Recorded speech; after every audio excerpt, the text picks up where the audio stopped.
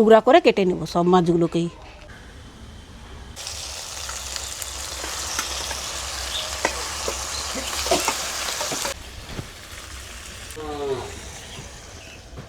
ফুলকপিটা সুন্দর সেদ্ধ হয়ে গেছে, ভালো লাগছে। সকালের খাবারটা যেমন তেমন হোক, দুপুরের খাবারে কিন্তু মাছ চাই। আর ছেলে রোজ বাজার যায়, বাজার থেকে মাছ নিয়ে আসে। আজ ছেলে একটা নতুন ধরনের মাছ এনেছে, এই যে লোট্টে মাছ। এই মাছগুলো নদী সমুদ্রে হয়, আর এই মাছগুলো খেতেও কিন্তু দারুণ লাগে।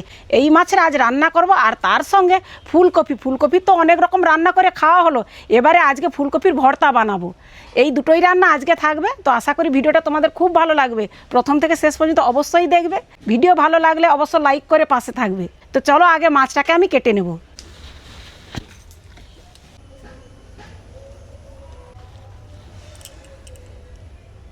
প্রথমে এর পাখনাগুলো কেটে নেব।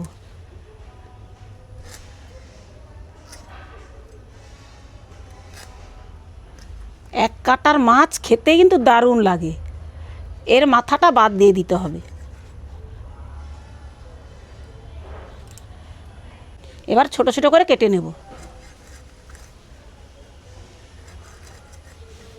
এইভাবে টুকরা করে কেটে নেব সব মাছগুলোকেই।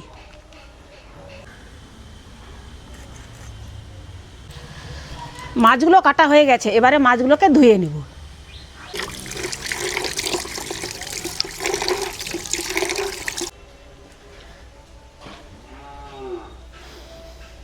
মাছটা ধুয়ে নিয়ে চলে এলাম। এবারে এর মধ্যে নুন হলুদ এখন সঙ্গে সঙ্গে মাখাবো না, তার আগে মশলাটা বেটে নেব। এই মাছ রান্না করার জন্য বেশি কিছু মশলা লাগে না, একটু জিরা সরিষা আর লঙ্কা বেটে নিলেই হয়ে যাবে।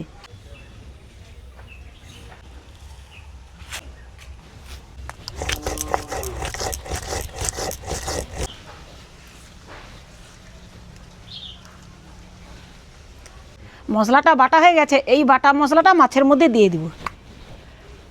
স্বাদ মতো দিয়ে দিব নুন, হলুদের গুঁড়ো, অল্প পরিমাণ সরষের তেল।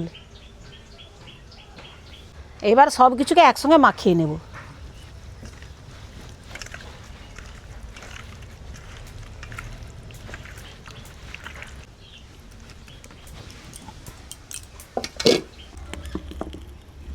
কড়ার মধ্যে দিয়ে দেবো বেশ কিছুটা সরষের তেল, পাঁচ ফোড়নটা ভাজা হয়ে গেছে। এবারে দিয়ে দেবো একটা পেঁয়াজ কুচি। খুব অল্প পরিমাণ দিয়ে দেবো নুন, ওই পেঁয়াজের মাপেই। নুন দিয়ে পেঁয়াজটা হালকা লাল করে ভেজে নিয়েছি। এবারে দিয়ে দেবো টমেটো কুচি।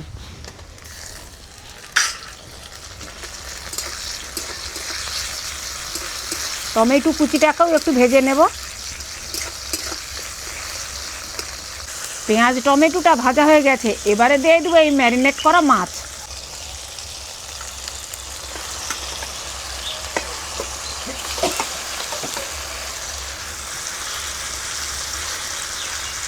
এই মাছটা কাঁচা অবস্থায় একটু খুন্তি দিয়ে ভালো করে নেড়ে চেড়ে নিতে হবে। এই মাছটা যখন একটু সেদ্ধ হয়ে যাবে তখন নাড়াচাড়া খুব হালকা করে করতে হবে, নাহলে মাছটা ঘাঁটা হয়ে যাবে। এইবারে ঢাকা দিয়ে দিয়ে মাছটাকে সেদ্ধ করে নেব।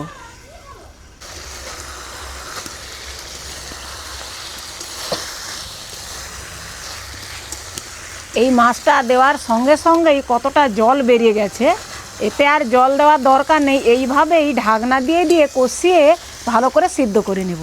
এতে মশলাটাও কষানো ভালো হয়ে যাবে আর মাছটাও সুসিদ্ধ হয়ে যাবে।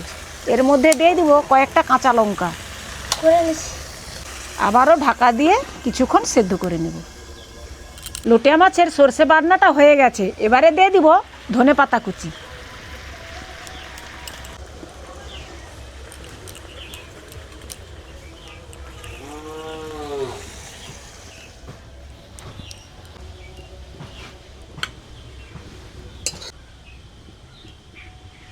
লোটে মাছ রান্না হয়ে গেছে, এবারে আমি ভাতের হাঁড়িটা বসিয়ে দেব, আর তার মধ্যেই ফুলকপিটা সেদ্ধ করতে তুলব।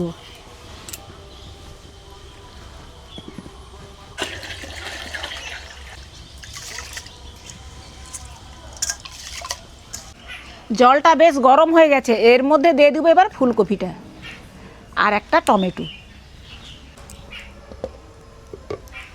ভাতটা হয়ে গেছে, এবারে লঙ্কা আর কিছু রসুন ভেজে নেব। প্রথমে দিয়ে দিব কয়েকটা লঙ্কা আর কিছুটা সরিষার তেল।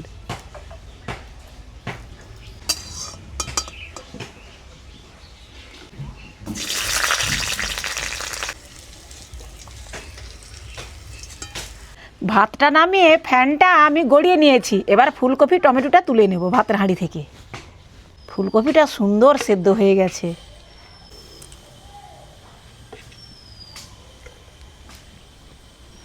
এবারে ফুলকপি টমেটোটাকে একসঙ্গে মাখিয়ে নেব। পরিমাণ মতো দিয়ে দিব নুন। আগে ভালো করে লঙ্কাটাকে মাখিয়ে নেব।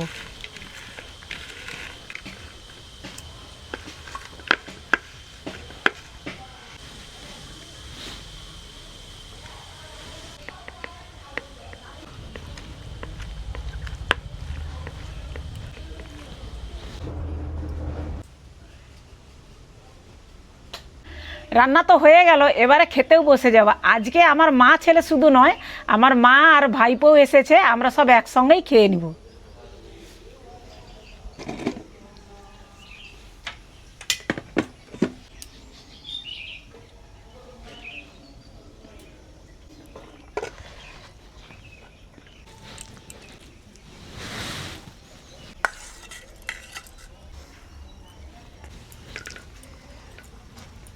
ভালো লাগছে।